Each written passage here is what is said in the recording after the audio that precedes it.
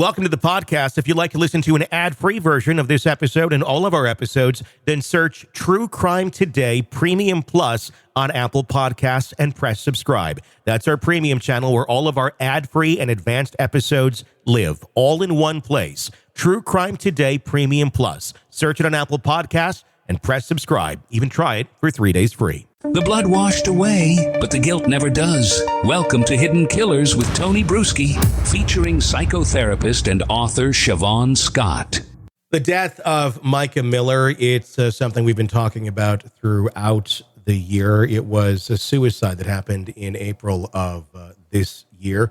She was the wife of John Paul Miller, a pastor at a local church in South Carolina. No shortage of controversy around this family either. Micah and John Paul, the relationship, a result of an affair with a babysitter. Micah was the babysitter, also the wife of his best friend. And he's a pastor. So, already starting off on a good foot. But obviously at the end of the day, something happened here that made Micah decide to take her life in April of 2024. I'm not even arguing it was a suicide because I believe it clearly was. But what drove her to that, and coercive control, if that drove her to it? Siobhan Scott, psychotherapist and author, joining us. Can someone, I guess I shouldn't even say can someone, if someone had coercively controlled someone, put someone in such a horrible mental state that they felt their best way out of that was to end their life, can they be charged with murder? That's a really interesting legal question because, I'm trying to think how to frame that. I can't say I've ever seen a case where that's happened. You can certainly, I think, from a moral point of view, look at someone's behavior and say that, criminal stalking, incredibly awful things that people do, the ways that people can abuse each other. But can someone else be criminally liable for someone else's suicide?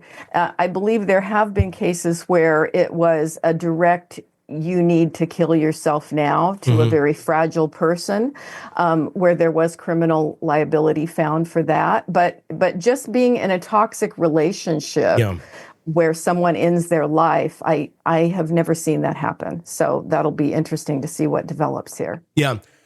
It's a very interesting question because, again, I do not think Pastor John Paul went out and murdered Micah Miller. I do not at all.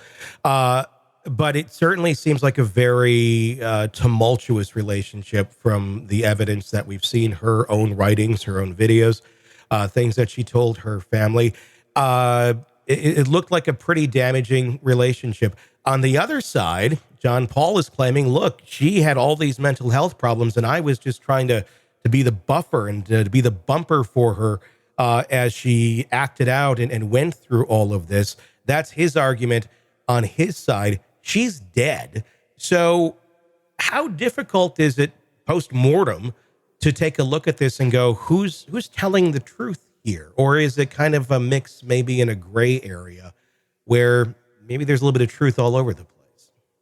Yeah, and he has acknowledged his own mental health problems. I believe he said publicly he had bipolar disorder and was on all kinds of medication.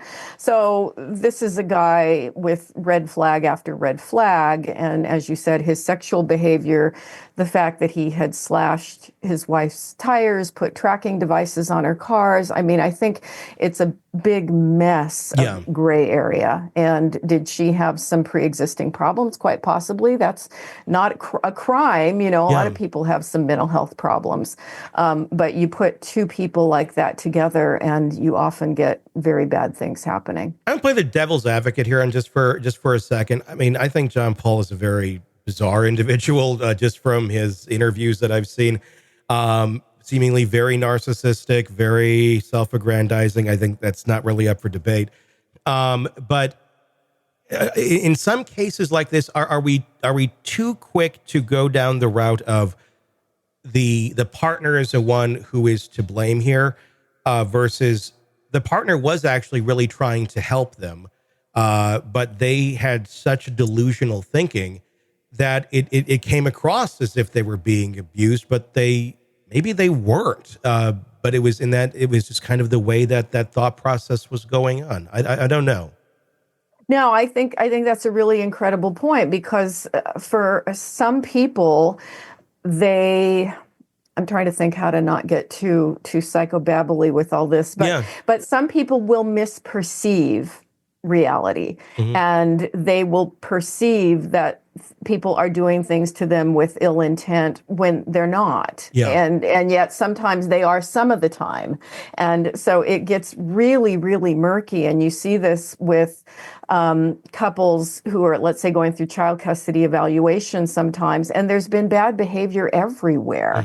And when you put both pieces of the pie together and you're trying to sort out who did what and when did it start, and I mean, you just never really get it completely clear.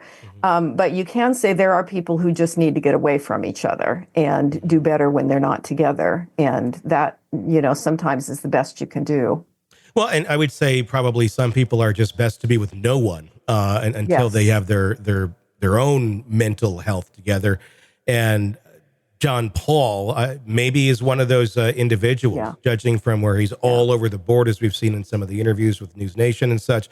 I mean, he's an interesting one. It's hard to grasp his thought process or because it just seems to be flying out all over the place.